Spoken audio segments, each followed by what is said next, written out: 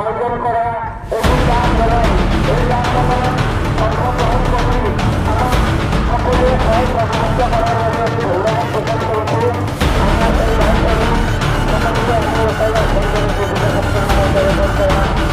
আমৰা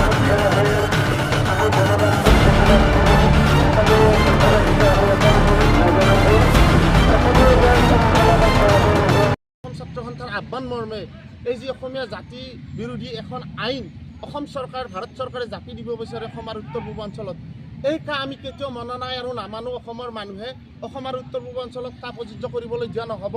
তামোলপুৰ জিলা ছাত্ৰ সন্থাৰ উদ্যোগত যি আজি কা আন্দোলন, ইয়াত সৰ্বত্ৰ প্ৰতিক্ৰিয়া হৈছে, সকলো আহিছে, শান্তিপূৰ্ণ গণতান্ত্ৰিক প্ৰতিবাদ হ'ব, চৰকাৰৰ বিৰুদ্ধে এই প্ৰতিবাদ হ'ব।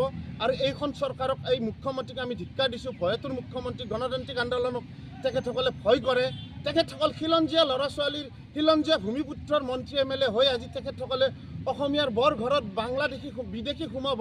তেখেতসকলে নিজৰ গাদীৰ স্বাৰ্থত নৰেন্দ্ৰ মোদী আৰু অমিত শ্বাহৰ ওচৰত শৰণাপন্ন হৈ আছে, কিন্তু তেখেতসকলে কৈ দিব পৰা নাই আমাক উন্নয়ন লাগে কিন্তু কা নালাগে বুলি। অসম উত্তৰ পূৰ্বাঞ্চলত অসমৰ খিলঞ্জীয়া মন্ত্ৰী MLA সকলে কৈ দিব লাগে, শাসক বিৰোধী সকলোৱে একেষাৰে কৈ দিব লাগে কা মানা নাই, আমি নামানো।